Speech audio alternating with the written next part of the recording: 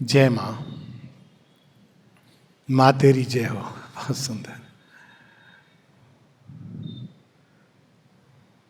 एक कहानी है युधिष्ठिर के, सारे पांडवों के वनवास की कथा है।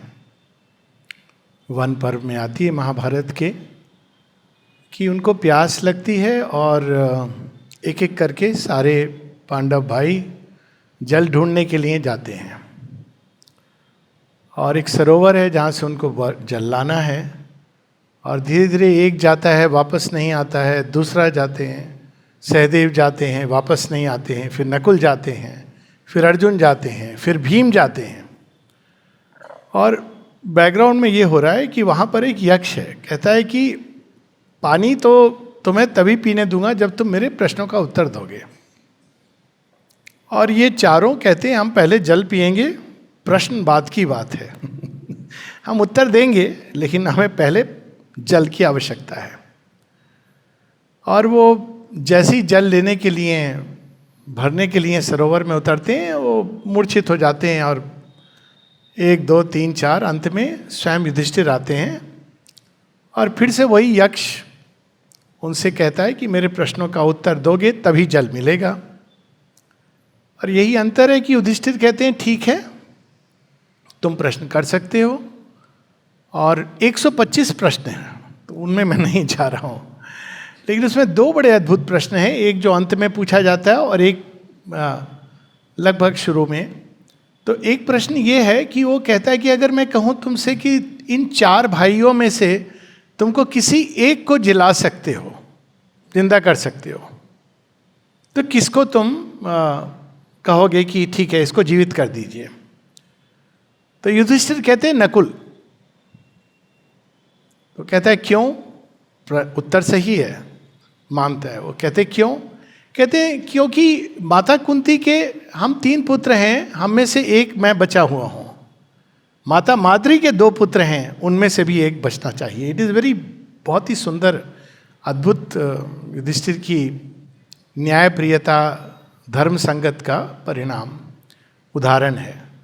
अंत में एक प्रश्न करते हैं जो बहुत ही हमारे भारतवर्ष की वो स्फिंक्स की पहेली का एक समानांतर प्रश्न है। तो प्रश्न है किम आश्चर्यम, कुछ कोई उसके पीछे लाग लपेट नहीं है। सबसे आश्चर्यजनक संसार में क्या बात है? युधिष्ठिर उत्तर देते हैं कि रोज हम देखते हैं कि मृत्यु होती है, एक ऐसा सत्य है जो निश्चित रूप से आता है, परंतु फिर भी हम जीवन ऐसे जीते हैं मानो मृत्यु है ही नहीं। अब ये केवल प्रश्न पहेली नहीं है, ये उत्तर उससे भी बड़ी पहेली है। उत्तर इसलिए पहेली है क्योंकि एक क्षण के लिए बुद्धि चकरा जाती है कि ये नकारात्मक उत्तर है कि सकारात्मक उत्तर है। कहीं ऐसा तो नहीं युधिष्ठिर कह रहे हैं कि देखो सब मरते हैं फिर भी लोग मूर्खतावश ऐसा सोचते हैं कि मैं जीवित रहूंगा। इसका नकारात्मक उत्तर है कि जीवन तो कहते हैं ज्ञानी दुनिया है पानी, पानी पे लिखी लिखाई, किसी ने देखी नहीं जानी नहीं, हाथ किसी के ना आई। तो यानी इस दुनिया से हमको चले जाना चाहिए, जो भी मार्ग, या मृत्यु की वास्तविकता को स्वीकार कर लेना चाहिए। लेकिन इसी उत्तर को एक दूसरे ढंग से भी समझा जा सकता है।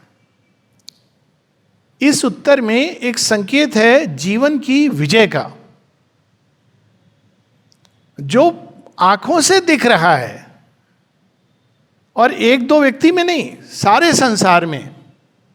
जीवन उसको सत्य नहीं मानता क्योंकि उसके अंदर कोई अंतर्भास है, एक प्रकार की इनर नॉलेज है कि वास्तव में मृत्यु प्रतीत होती है लेकिन यह अंतिम सत्य नहीं है, जीवन है। ये बिल्कुल ही इसके विपरीत इसका अर्थ निकलता है कि जीवन तो जीना चाहता है और पूरी तरह जीवन जीना चाहता है। मृत्यु से वो भयभीत नहीं है। मृत्यु एक दृश्य है, मृत्यु एक प्रतीति है, मृत्यु एक मार्ग में एक बीच का एक पड़ाव है, अंत नहीं है। अब यहाँ तो ये जल्दबाजी थी, जल लेके आना था। श्री अरविंद बहुत जगह हम देखते हैं कि इस प्रकार की जो हमारे स्क्रिप्चर्स में कुछ ऐसी बातें हैं जो थोड़ी सी उलट बासी की तरह हैं। अगर हम ध्यान से उनको पढ़ें, ऐसे अलग बात है कि उसको पढ़ लिया, कोर्स में वो क्वेश्चन भी आता था कि किम आश्चर्य हम, तो आपने लिख दिया लेकिन उनके उत्तर श्री अरविंद देते हैं। मैं इसको एक प्रकार से अनुत्तरित प्रश्न मानता हूं, मेरा अपना हो। ये प्रश्न उत्तर है भी और नहीं भी, क्योंकि इसमें अनुत्तरित क्या रह गया? फिर क्यों जीवन ऐसा करता है कि मानो वो मृत्यु सत्य नहीं है, सब कुछ देख के भी ऐसा क्यों है? ये प्रश्न उसके अंदर अनुत्तरित रह गया और श्री अरविंद इसका उत्तर सावित्री में देते हैं। सावित्री में वो बताते हैं मृत्यु के बारे में, eternal night is the shadow, eternal's veil, other is the although death stands a dim bystander at the body start, पीछे खड़ा हुआ है, and a last judgment on man's futile works, सब कुछ करने के बाद अंत में मृत्यु को प्राप्त हो गए। Other is the riddle of its ambiguous face, ये देखिए यहां रिडल आ रही है। प्रतीत ऐसा होता है कि डेथ लास्ट जजमेंट दे रही है कि भाई ये मृत्यु को प्राप्त होगा। Other is the riddle, death is a stair, a door, a stumbling stride, this soul must take, a great defeat pregnant with victory. देखिए पूरी बात बिल्कुल, night is not our beginning nor our end, she is the dark mother in whose womb we have hid, safe from too swift an awakening to world pain, we have come to her from a supernal light, by light we live and to the light we go. अब देखिए पूरी उसकी riddle बदल गई। ऐसा उत्तर सच में मृत्यु के बारे में न भूतो न भविष्यतो, कि ये मृत्यु एक प्रतीति है, वो सत्य नहीं है। और हम लोगों के यहाँ तो ये परंपरा भी है, जब शव दाह संस्कार को ले जाते हैं तो क्या कहते हैं? हम ये नहीं कहते मृत्यु ही सत्य है, हम कहते हैं राम नाम सत्य है एक प्रतीति है। और ये केवल शरीर की मृत्यु की बात नहीं हो रही है। अगर हम इसको जनरलाइज करें, बहुत कुछ है जीवन में जो पीछे छूटता है, स्मृति में चला जाता है या विस्मृत हो जाता है, पथिक आगे बढ़ता जाता है, सब कुछ छोड़ करके बहुत कुछ एक के बाद एक छूटता है। कुछ लोग हैं जो किमाश्चर्यम प्रश्न की तरह, अरे जीवन में सब छूट जाता है, दिस ट्रांजिएंट अनहैप्पी वर्ल्ड।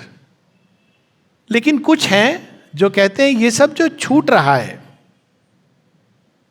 कोई और चीज है जो हमें खींच कर अपनी ओर ले जा रही है। एक बार वो हमारे पास आ जाती है या हम उसके हो जाते हैं, तो ये सब कुछ जो छूटा था ये नए रूप में हम सबके सामने प्रकट होता है। महाभारत में भी अंत में यही होता है, सब जब जाते हैं तो देखते हैं एक दूसरे को, गले मिलते हैं कि ठीक है हमारा खेल हो गया, महाभारत खेल हो गया, लेट्स मीट टुगेदर। तो मृत्यु एक अंतिम सत्य नहीं है, लेकिन ये एक द्वार है। और यहाँ मृत्यु केवल शरीर की मृत्यु की बात नहीं हो रही है, बहुत कुछ है। अगर हम जीवन को देखें कि पीछे छूटता है, फिर भी जीवन बढ़ता चला जाता है किसी चीज की खोज में। किस चीज की खोज में? वो प्रकाश जहां से हम आए हैं, वो प्रकाश के कण जो हमारे अंदर चैत्य सत्ता के रूप में ज्योतिर्कण, वो प्रकाश का स्रोत जहां से हम उपजे हैं, उसकी खोज में हम निकले हैं। और उसमें मृत्यु एक पड़ाव मात्र है।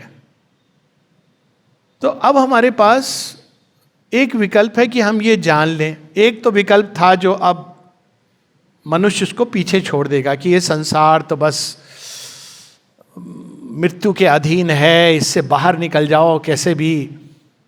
बोलने के बाद भी एक कहानी है कि एक बार कबीरदास जी के घर कोई गया और पूछा उसने कि कबीरदास जी से मिलना है, कहाँ होंगे? तो उनकी बेटी थी, कहा शमशान चले जाओ, वो किसी की मैयत में गए हैं और वहां आप देखोगे कि जिसके सिर के पीछे सूर्य है वही कबीरदास है। तो जाते हैं, वो व्यक्ति जाता है मिलने, देखता है कि वहां तो कईयों के पीछे सिर के पीछे सूर्य है। कहता है ये कैसे पहचानूंगा। अब वो पीछे पीछे चलते हैं, देखते हैं धीरे धीरे धीरे धीरे सबके गिर जाते हैं, केवल एक के सिर के पीछे अभी भी रहता है सूर्य। अब इस कहानी को भी लोगों ने एक निराशावादी रूप में प्रस्तुत किया है कि अरे देखो सत्य तो यही है, लोग भूल जाते हैं, भ्रम में पड़ जाते हैं। वो एक अर्ध सत्य है। इस कारण लोग जीवन में क्या रखा है, अंत में हमको मोक्ष। श्री अरविंद का एक महावाक्य, एक पूरी राइटिंग है मोक्ष के ऊपर, बड़ी सुंदर, बहुत जगह उन्होंने लिखा है। किंतु आज अचानक किसी ने प्रश्न किया था, तो एक जगह कहते हैं कि the soul is always free, there is none bound, none seeking to be free. ये क्या सत्य है, हिट करता है। इसको पढ़े तो खैर बहुत बड़ा वो पैसेज है, तो कभी और इसकी बात होगी, शायद नैनीताल में हम लोग उस पैसेज को पढ़ेंगे। ये वैसे अष्टावक्र भी ये बात कहते हैं अपने संवाद में। तो ये क्या संवाद है, ये क्या है, ये कि सोल फ्री है और ये बनी है, ये जो संसार में खेल रही है, क्यों आई है, पीड़ा कष्ट जिसमें दुख भोग रही है। अब यहाँ पर वो इस रहस्य ये है कि खेल ये जीवन मृत्यु का हम या तो अज्ञान में खेल सकते हैं या ज्ञान के साथ खेल सकते हैं। अज्ञान में जब हम खेलते हैं तो पहले तो हम इसको बहुत सीरियसली लेते हैं, हम हार गए मतलब मृत्यु मतलब सब खत्म। और जब हम इसको खेल में लेते हैं, आजकल चल रहा है ना IPL, आज भी कोई मैच होगा शायद, आप देखें कुछ लोग हैं जो ऐसे लेते हैं इसको इतना कि अगर उनकी फेवरेट टीम हार गई तो उनको लगता है मेरा जीवन ही समाप्त हो गया। उनको जाके देखना चाहिए कि प्लेयर्स की क्या हाल है। वो दोनों हार जीत का खेल खेल के ड्रेसिंग रूम में मिलते हैं, हाथ मिला के सब अपने अपने दोस्तों के साथ। उनको पता है कल फिर खेलेंगे। ये एक आनंद का प्रकटन है अनेकों रूप में। और ये केवल आनंद का प्रकटन, जब हम सीमित जीवन जीते हैं तो मृत्यु आती है। हमको क्या सिखाती है वो, कि जिसको तुम समझ रहे थे कि ये परमानेंट आनंद है, जॉय है, उपलब्धि है, ये परमानेंट नहीं है। लेकिन क्या वो ये कह रही है कि परमानेंट कुछ भी नहीं है? ये हमारी उसमें मिस रीडिंग है। वो हमको संकेत दे रही है ये नहीं, इसके आगे बढ़ो। बच्चे होते हैं ना, कभी कभी किसी से आप पूछेंगे कि भाई तुमने क्या पढ़ाई की है, तो एक कहता है मैंने MA किया है, तो दूसरा अब वो कम कैसे बोलेगा MA, कहता है मैंने 3 बार MA किया है। कहता है 3 बार मतलब 3 सब्जेक्ट में? कहते नहीं, मैंने 3 बार फेल हुआ हूं फिर भी मैंने पास किया है। अब सुनने में कहानी अजीब लगती है, लेकिन मुझे तो लगता है कि जो 3 बार फेल होके भी टिका रहा और पास किया, वो भी एक तारीफ की तो बात है। जो भी आप कहिए, कौन जाने जो एक बार में पास हो गया, दोबारा अगर उसको देना पड़ता वो कहता मैं नहीं दूंगा। तो ये एक दृष्टिकोण है पूरा जीवन के प्रति कि हार, मृत्यु, फेल्योर जिसको कहते हैं, ये परमानेंट नहीं है। ये मार्ग का एक पड़ाव है। और कभी कभी कुछ कहानियां बड़े अजीब ढंग से ये चीज़ सिखाती हैं कि हार कभी परमानेंट नहीं होती। एक कहानी, उस पर तो अभी फिल्म भी आई थी, पृथ्वीराज चौहान की, सुनी होगी लोगों ने। वो बार बार आक्रमण करता है, आक्रांता चला जाता है, एक बार वो हरा देता है पृथ्वीराज चौहान को। ये कहानी हम सब जानते हैं। अब देखिए, उसमें एक चीज बड़ी सीखने की चीज है। वो क्रूर था, नृशंस था, इसमें कोई दो राय नहीं है। वो शासक जो आक्रमण कर रहा था लालची था, लेकिन एक चीज उसमें काबिले तारीफ थी कि वो गिव अप नहीं करता है, वो आक्रमण करता है बार बार। लेकिन इसी कहानी में एक नया मोड़ है, पृथ्वीराज चौहान भी गिव अप नहीं करते हैं। अंधे हो गए हैं, वो ठिठोली करता है, कहता है मारने के पहले सुना है तुम बहुत अच्छी धनुर्विद्या है तुम्हारे पास, ध्वनि से तुम संकेत लेके तीर चला देते हो, हम सब देखना चाहते हैं तमाशे की तरह। तो वो कहते हैं ठीक है, अब मैं हार चुका हूँ, करता हूँ मैं, आपको ये दिखा दूंगा, उसके बाद तो जो होना है सो होना है। और उनके साथ उनका एक कवि होता है चंद बरदाई, तो कहता है मेरा मित्र है बचपन से, ये मेरे साथ बस बैठ जाए। कहते हैं ठीक है। तो मित्र उसको कोऑर्डिनेट्स देता है। कोऑर्डिनेट्स क्या देता है? वो मारना ये था कि कहीं ध्वनि होगी और वहां पर आपको अनुसंधान करना है। ध्वनि होती है, लेकिन मित्र जो है बगल में बैठा चंद बरदाई पोइट, वो कहता है 8 बांस 24 गज अंगुल अष्ट प्रमाण, ताऊ पर सुल्तान है मत चूको चौहान। वो उसको केवल वर्बल कोऑर्डिनेट्स देता है, वो ध्वनि को पूरा नेग्लेक्ट करके ये बाण चलाते हैं। एंड एज द स्टोरी गोस कि वो बाण जाके सुल्तान के ऊपर लगता है, ही डजंट डाई, लेकिन एज द स्टोरी, बट वो कहता है ये कौन सी जमीन है, ये कैसे लोग हैं, ये हमने कल्पना नहीं की है। इसको कहते हैं नेवर टू गिव अप। ये एक अद्भुत लेसन है, नेवर टू गिव अप। कौन जाने कि अगला क्षण भगवान ने विजय के लिए निहित किया हो। एक योग के कंटेक्स्ट में भी एक कहानी आती है कि एक तांत्रिक, बड़ी 2 कहानियां हैं। एक तांत्रिक बहुत समय तपस्या कर रहा था और एक व्यक्ति ये करता क्या है रात को, वो देखने के लिए आया।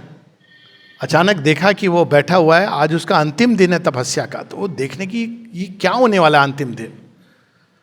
और अचानक सामने एक बाघ आ गया।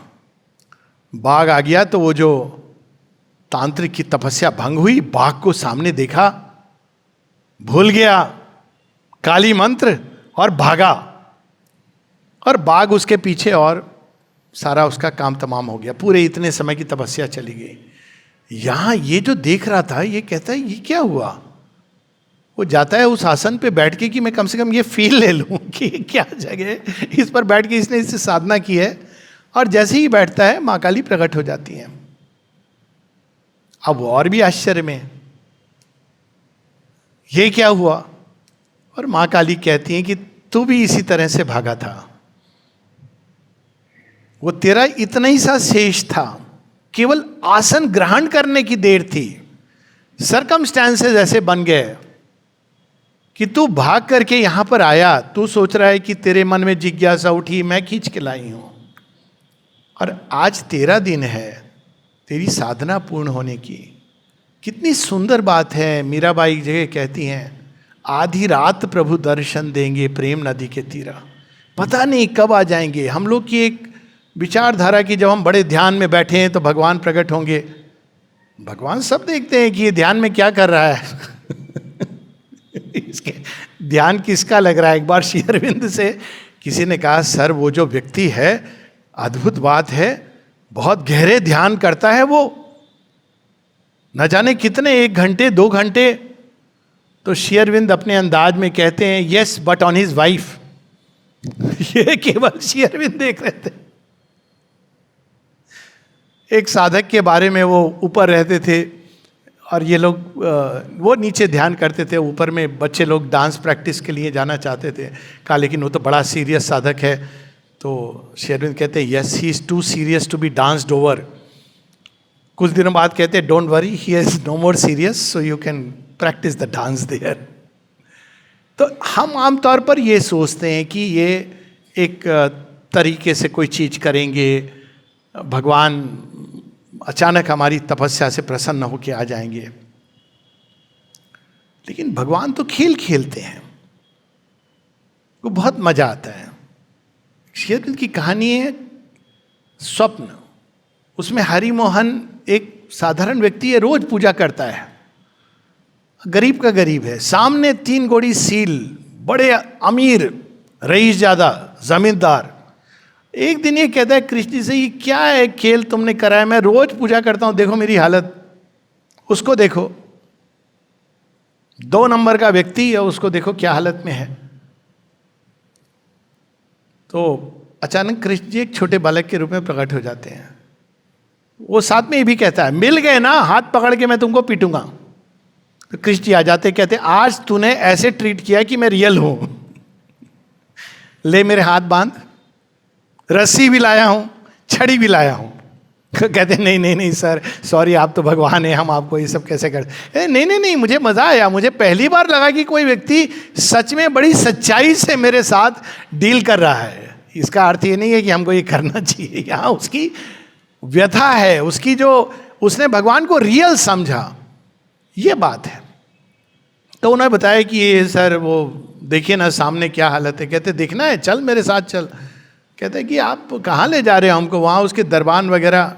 श्री कृष्ण कहते हैं कि चोरी मेरा पुराना धंधा है, लोगों के हृदय चुरा लेता हूँ, घरों में जाला जाता हूँ, हृदय में उतर जाता हूँ, चल मेरे साथ। और जब वो देखता है 3 कौड़ी सील को एक बड़े गद्दे पर सोया हुआ है, कहता है देखो देखो देखो। कहते रुक जा, पूरा खेल तूने देखा नहीं है। अंदर ले जाते हैं और चेतना में नरक अग्नि में जल रहा है वो। कहता हरि मोहन मुझे बाहर निकालो, बाहर निकालो। कहते देख, तू तो ये बनना चाह रहा था। तो ये बाहर से जब हम जीवन को देखते हैं, जीवन में कई बार लोग ऐसे प्रश्न करते हैं कि भाई वो अच्छा आदमी था, उसके साथ ऐसा क्यों हुआ। ये बड़े सतही प्रश्न है। इसके सतही उत्तर क्या होते हैं? जन्म, पुराने जन्म में तुम्हारे कर्म थे, ऐसे थे, ये हमारे सरफेस फ्रेमवर्क में। लेकिन अगर हम इस जीवन को एक दूसरे ढंग से देखें, भगवान कब नहीं है साथ में? मतलब कोई ऐसा, वास्तव में अगर वो केवल मेडिटेशन में मिलेंगे तो बड़ी प्रॉब्लम हो जाएगी। कई बार तो आपको एक हमारे साथ पंडित जी ट्रैवल कर रहे थे, सन्यासी जी थे, तो हम लोग जा रहे थे, मैसुआ प्रोग्राम था, श्री अरविंद ग्राम। तो बड़े अनकंफर्टेबल हो रहे थे, सुबह का समय था, मैं और मोहन भाई थे। तो मुझे लगा कि कुछ मेरा डॉक्टरी माइंड चल रहा था। मैंने कहा पता नहीं गिरवा उरवा पहन के सन्यासी कोई तकलीफ हो रही है, बता ना रहे हूँ। मैंने कहा कोई तकलीफ है? बोले नहीं नहीं। मैंने कहा फिर भी कोई बता दीजिए। कहते मुझे स्नान करना है। मैंने कहा क्यों? अभी तो उन्होंने कहा नहीं नहीं, मुझे जप करना है, बिना स्नान के मैं जप नहीं कर सकता हूँ। तो मैंने कहा तो बाथरूम है, आप वहाँ जाइए, मग लेके ट्रेन में आप लगा लीजिए हर हर गंगे। हम लोग यही गंगे चे यमुने चे। कहते नहीं नहीं नहीं, पानी स्वच्छ। मैंने कहा पानी स्वच्छ तो पता नहीं कहाँ मिलेगा। फिर वो ट्रेन एक जगह रुकी, उन्होंने स्नान वगैरह किया, खड़े हम लोग वेट करते रहे कि कहीं स्वामी जी को देर हो तो हम चेन खींचे। आए, फिर उसके बाद बैठ गए। तो फिर मैंने उनको बताया स्वामी विवेकानंद ने क्या कहा है कि every day we should give bath to the body and the soul, but if you don't have time for both, give bath to the soul. अब ये कहानी क्या संकेत करती है? ये संकेत है कि कहाँ मिल जाएंगे भगवान। और मुझे लगता है गीता की सबसे अनूठी बात यह है, बाकी तो उसकी टीचिंग जो है वो तो अद्भुत है। कहाँ गीता दी गई है जिसको, मतलब श्री कृष्ण गुरुओं के गुरु, योग शास्त्र, भगवान उवाच, इस तरह से अगर आप सारी पुस्तकों में देखें और गीता को निचोड़ के देखें तो क्या नहीं दिया है। कहाँ दी गई है? किसी योगाश्रम में नहीं दी गई है। वो दी गई है एक ऐसी जगह जहां एक महा अपार रक्तपात होने वाला है। और किसको दी जा रही है? जो रक्तपात कराने वाला हीरो है, पैसिफिस्ट को नहीं दी जा रही है। कुछ दिन पूर्व की बात है, ये सब अभी चल रहा है ना, ईरान अमेरिका कुछ कुछ चलता रहता है। तो लोगों ने कहा लोग हम लोग बैठ के मेडिटेशन करेंगे। मैंने कहा किसके लिए? कहा शांति के लिए। तो I said how do you know कि भगवान शांति चाहते हैं? हो सकता है कि वो युद्ध चाहते हो। हम भगवान की मर्जी के विरुद्ध जाके हम शांति का आह्वान कर रहे हैं। कभी कभी शांति युद्ध के द्वार से आती है, ये नहीं कि युद्ध चाहना चाहिए। लेकिन जीवन में ऐसे अवसर आते हैं जब आप, और युद्ध केवल बाहर नहीं होता है, जीवन में युद्ध होता है। आप चुनाव करते हो। चुनाव क्या है? युद्ध है। एक आपका कंफर्ट जोन है जिसमें आप बैठे हो, बहुत अच्छा लग रहा है, और एक है जो भगवान आपको देना चाहते हैं। और कभी कभी हमको उस द्वार से गुजरना होता है जो बड़ा भीषण होता है, भयानक होता है।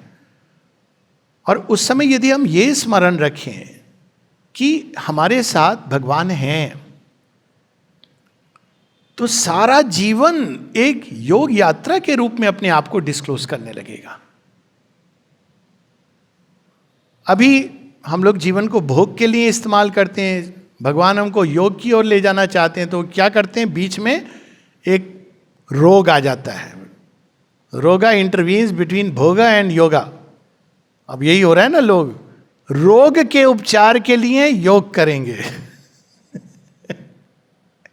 इसे बड़ी सुंदर बात कही है, सुख में दुख में सुमिरन सब करें, सुख में करे ना कोई, जो सुख में सुमिरन करे तो दुख काहे का होए. ये बिल्कुल सच्ची बात है. जो जीवन में सब कुछ अच्छा है, सुंदर है, उसमें ये जीवन दिया ही इसीलिए है. ये कोई छल नहीं है हमारे साथ किसी ने किया है, कोई ये बड़ी दुख की वो चीज नहीं है. ये एक आनंद उत्सव है और दिया गया है ताकि हम और आगे बढ़े. जब तक हम अपनी पूर्णता को प्राप्त नहीं कर पाते, वो पूर्णता क्या है, दिव्य परिपूर्णता. ये जीवन बना ही इसी के लिए है, उसी की प्यास है हमारे अंदर. दुख का कारण भी यही है कि हम जो चाहते हैं वो नहीं मिलता. लेकिन चाहते क्या है, कोई छोटी मोटी डिमांड नहीं होती है, सब कुछ अच्छा हो, सब कुछ सुंदर हो. माता जी एक जगह कहती हैं विवाह के कंटेक्स्ट में, कहती हैं to be a good wife is as difficult, बड़ा कठिन है वो. तुम भगवान, जैसे कोई व्यक्ति भगवान को अपनी पर्सनल सेवा में लगाना चाहता है, अपेक्षा तो यही है परफेक्ट. तो खोज तो परफेक्शन की है, लेकिन उसका आधार गलत है, उसका उपाय हमें नहीं पता. इसलिए हम लोग छटपटाते भी हैं, तड़पते भी हैं, सब कुछ मिलके भी लगता है कुछ नहीं है जीवन में. लेकिन सच तो ये है कि हम शायद नहीं जानते कि इसकी चाबी कहाँ है. और जब हम उस चाबी से वो द्वार खोल लेते हैं जहाँ ये परफेक्शन, पूर्णता स्वतः विद्यमान है, तो वही सब कुछ जीवन में जो बड़ा भयानक लग रहा था, वो फिर एक श्री अरविंद शब्द यूज करते गीता में, हॉलीडे ऑफ ए फाइट. बाहर से देखने में लगता है ओ माय गॉड. अब फिर जब एक बार जब मिल जाते हैं वे जो हमारे परम सखा हैं, लोग कहें करना क्या होगा, बहुत सरल है और बहुत कठिन है. श्री अरविंद कहते हैं एक दृष्टि से, अगर इस योग, इंटीग्रल योग की बात कर रहे हैं, कहते हैं एक दृष्टि से it is the easiest of all yogas, और दूसरी दृष्टि से it is the most difficult. क्या करना होगा इस योग में कि हमारा जीवन हर समय उस आनंद उत्सव में को मनाए, हम मृत्यु के पाश से मुक्त हो जाएं, भय से मुक्त हो जाएं. क्या करना होगा, कौन सी साधना, कौन सा तप. श्री अरविंद दो बातों की मुख्य बात करते हैं. एक तो कहते हैं श्रद्धा.